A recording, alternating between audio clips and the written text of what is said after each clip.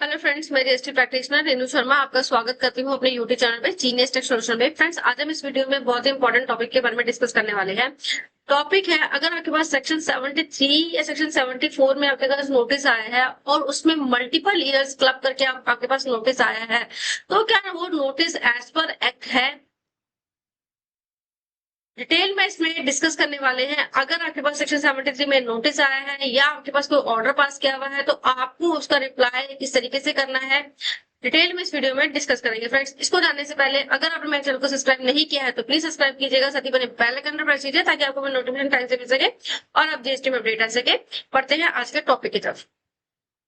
Friends, आज हम discuss करने वाले हैं, अगर आपके पास डिपार्टमेंट ने नोटिस इशू किया है, सिंगल नोटिस आपके पास इशू किया है, शोकॉज नोटिस, जिसमें या असेसमेंट कोई ऑर्डर आपके पास हुआ है जिसमें मल्टीपल ईयर्स क्लब किए गए हैं, जैसे फाइनेंशियल ईयर 2017-18 से लेके फाइनेंशियल ईयर 2022-23 तक अगर आपके पास नोटिस आया है, तो आपको किस तरीके से इसका करना है रिप्लाई।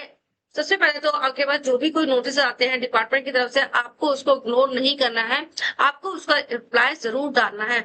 ऑल्दो आपके पास जो as per act section 73 of CGST act कहता है कि आपके पास जो नोटिस इशू होते हैं सेक्शन 73 में, वो आपके पर्टिकुलर फाइनेंशियल ईयर की एनुअल रिटर्न के ड्यू डेट में आपको नोटिस इशू किए जाने देते हैं। विद इन 3 इयर्स का टाइम होता है उस पर्टिकुलर फाइनेंशियल ईयर से, और सेक्शन 74 में हमारे पास टाइम होता है 5 इयर्स का।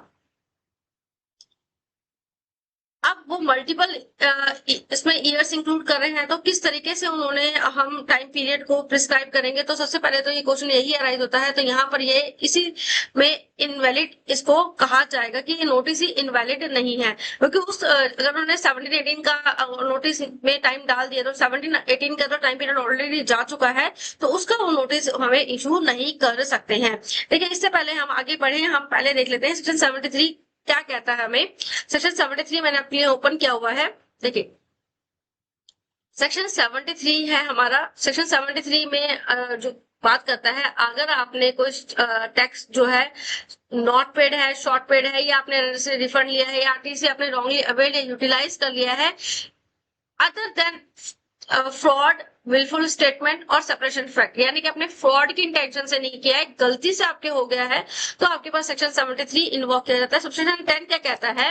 The proper officer shall issue the order under subsection 9 within the 3 years from the due date of furnishing of annual return for the financial year which the tax not paid, short paid, input tax credit wrongly availed or utilized, or within 3 years from the date of erroneously refund। यानी कि जो हमें यहाँ order issue करना है वो particular financial year की annual date से कंसीडर किया जाएगा।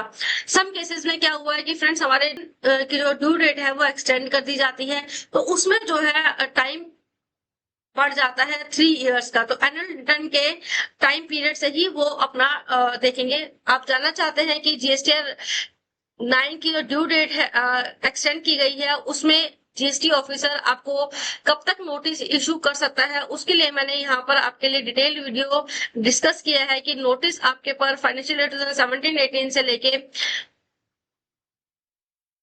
फाइनेंशियल ईयर 2024-25 के नोटिस आपके पास कब तक आ सकते हैं, यहाँ पर मैंने आपके साथ डिटेल में आपके पास सेक्शन 73 में, सेक्शन 74 में या सेक्शन 74A नया इंसर्ट किया गया है। फाइनेंशियल ईयर 2018-19 से लेकर 2024-25 तक सारी डेट्स मैंने यहाँ पर आपके साथ डिस्कस करी है, कब तक आपके पास नोटिस आ सकते हैं एज पर द जीएसटी 9 की जो ड्यू डेट है उसके हिसाब से।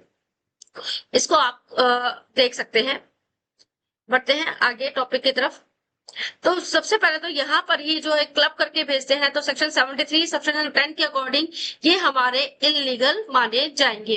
अब देखिए फ्रेंड्स, प्रॉब्लम क्या आ रही है। एज पर जीएसटी लॉ, जैसे कि मैंने आपके साथ डिस्कस किया, section 73 section 74, each financial year is a separate tax period. वहां पे क्या बात की गई है फाइनेंशियल ईयर की, वो सेपरेट टैक्स पीरियड है। या तो आपके पास नोटिस आता है, या तो ऑफ मंथ के हिसाब से आए, या उसके अंदर पर्टिकुलर फाइनेंशियल ईयर ऐड हो। ऐसा नहीं कि मल्टीपल फाइनेंशियल ईयर उसमें ऐड कर सकते हैं। Has the separate GST must be issued year wise, not all years clubbed into one।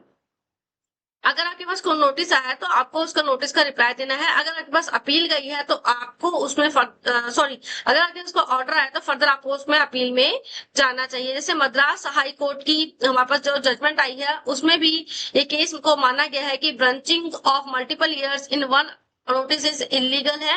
It violates the law under section 73, section 74 of the CGST Act. The limitation period is also be separated for each year. Clubbing defeats this.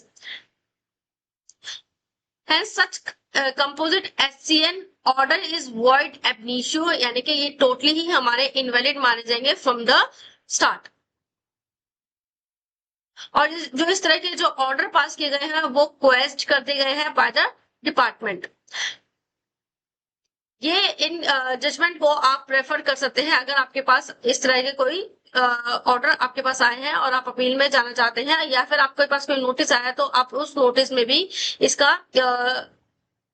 In cases को refer कर सकते हैं। जैसे Titan company versus joint का है, यहाँ पे भी क्वेश्चन कर दिया गया था punching of SCN for 5 years के लिए। State of bank of India का है जो अभी सेपरेट डिसीजन अभी इसको होल्ड किया गया है। दिल्ली हाई कोर्ट में भी केस चल रहा है, देखते हैं वो किसके फेवर में इसका आंसर करता है। तो इस तरह से फ्रेंड्स अगर आपके पास कोई नोटिस आए हैं क्लब करके तो वो टोटली इनवैलिड माने जाएंगे, लेकिन आपको नोटिस का रिप्लाई जरूर देना है।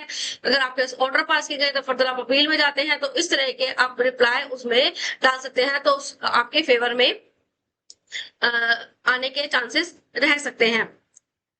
आई होप फ्रेंड्स ये वीडियो आपको रेलेवेंट लगी होगी। अगर आपको मेरी वीडियो अच्छी लगती है, वीडियो कंटेंट अच्छा लगता है तो प्लीज वीडियो को लाइक कीजिएगा, शेयर कीजिएगा और मेरे चैनल को सब्सक्राइब कीजिएगा जो कि बिल्कुल फ्री है। Thank you for watching.